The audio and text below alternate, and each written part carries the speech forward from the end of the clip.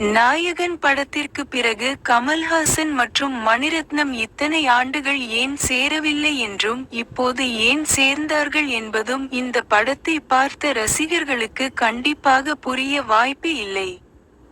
Indian 2 படத்தின் தோல்விக்கு பிறகு கண்டிப்பாக கமல்ஹாசனுக்கு கம்பேக் படமாக அமையும் தக் லைஃப் என எதிர்பார்க்கப்பட்டது.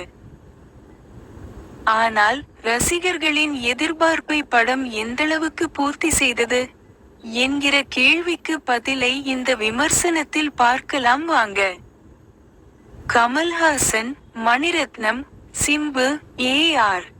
ரஹ்மான் என தமிழ் சினிமாவின் பெரிய ஆளுமைகள் இணைந்து உருவாக்கியுள்ள படம் நிச்சயம் ரசிகர்களுக்கு புதிய அனுபவத்தை கொடுக்கும் என்றே பலரும் எதிர்பார்த்து இந்த படத்துக்காக கமலுக்கு சப்போர்ட்டாக இருந்தனர். ஆனால் இயக்குனர் மணிரத்னம் கமல்ஹாசனின் கதையை தனது ஸ்டைலில் மாற்றியமைத்ததாக புரமோஷன்களில் கூறப்பட்ட நிலையில் அதை கமல்ஹாசன் எப்படி அனுமதித்தார் என்றும் இந்த படத்தில் கமல்ஹாசனை தவிர மற்ற கதாபாத்திரங்கள் எதுவும் வலுவானதாக எழுதப்படவில்லையே ஏன் என்கிற கேள்வி தான் எழுகிறது. தக் லைஃப் கதை ரங்கராய சக்திவேல் நாயக்கர், கமல்ஹாசன், அவருடைய அண்ணன் மாணிக்கம், நாசர் கேங்ஸ்டர்களாக உள்ள நிலையில் அவர்களை இன்னொரு கேங்ஸ்டர் போலீசாரிடம் காட்டிக் கொடுக்கிறான். அங்கிருந்து தப்பிக்க முயற்சி செய்யும் போது நடைபெறும் துப்பாக்கிச் சூட்டில் பேப்பர் போட்டு கொண்டு இருக்கும் அமரின் சிம்பு தந்தை இறந்து விடுகிறார். அமரை கவசமாக வைத்து போலீசாரிடம் இருந்து எஸ்கேப் ஆகிறார் சக்திவேல். மாணிக்கத்தின் மகளை கல்லூரியில் ஒருவன் கர்ப்பமாக்கிவிட்டு ஏமாற்றிவிட அந்த பெண் தற்கொலை செய்து கொள்கிறார்.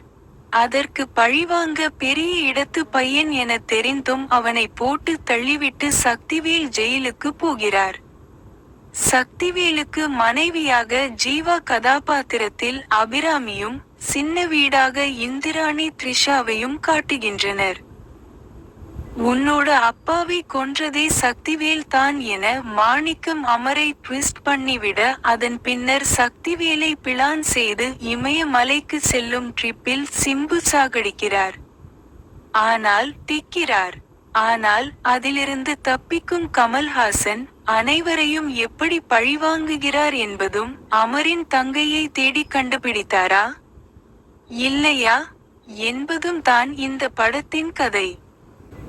நடிப்பை பொறுத்தவரையில் கமல்ஹாசன் ரங்கராய சக்திவேல் நாயக்கராகவே மாறி தனது ஒட்டுமொத்த முகத்திலும் வித்தியாசமான முக பாவனைகளை காட்டி மிரட்டுகிறார். ஆரம்பத்தில் வரும் அந்த இளமைக்கால கமல் போர்ஷன் எல்லாம் பக்கா. சிம்புவின் அதிரடி என்ட்ரி தரமான சம்பவம். ஆனால் அதன் பின்னர் அவருக்கு பெரிதாக வேலை இல்லை. ஜார்ஜ் பாவம் கமலுடன் ஒரு சண்டைக்காக மட்டும் பயன்படுத்தப்பட்டுள்ளார். நாசர், த்ரிஷா, அபிராமி என யாருக்குமே பெரிதாக ஸ்கோப் இல்லை. ஏ.ஆர். ரஹ்மான் போட்ட பாடல்கள் எல்லாம் வழக்கமான மணிரத்னம் படங்களில் வருவது போல கொஞ்ச நொடிகள் மட்டுமே வந்து காணாமல் போகிறது. ஜிங்குச்சா பாடல் மட்டுமே ஆட வைக்கிறது. பாடகி தீ மற்றும் சின்மயி வெர்ஷன் என ரசிகர்கள் போட்டி போட்டு ரசித்த முத்த மழை பாடலை மொத்தமாக தூக்கிவிட்டனர். விண்வெளி நாயகா பாடல் கிளைமேக்ஸில் ரோலிங் டைட்டில் போடும் போது வருகிறது. அசோக் செல்வன் எல்லாம் படத்தில் என்ன பண்ணுகிறார் என்பதே வேடிக்கையாகத்தான் உள்ளது.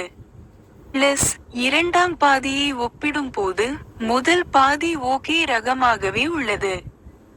ரவி கே சந்திரனின் ஒளிப்பதிவு மற்றும் ராஜ்கமல் நிறுவனத்தின் பிரமாண்ட பொருட்செலவில் புரோடக்ஷன் வேல்யூ மிரட்டலாக உள்ளன. ஏ.ஆர்.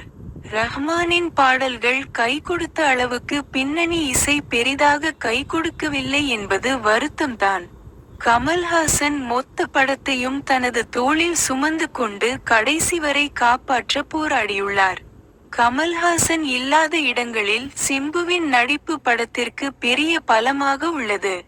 தக் லைஃப் படத்தை மேக்கிங்கிற்காக பார்க்கலாம். ஆக்ஷன் காட்சிகளில் எல்லாம் வேற லெவல் எஃபோர்ட்டை ஸ்டண்ட் மாஸ்டர்களான அன்பரிவ் போட்டுள்ளனர்.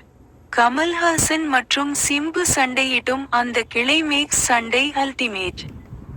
மைனஸ் இயக்குனர் ஷங்கரை போலவே இயக்குனர் மணிரத்னமும் அவுட்டேட்டட் ஆகிவிட்டார் என்று தான் தோன்றுகிறது.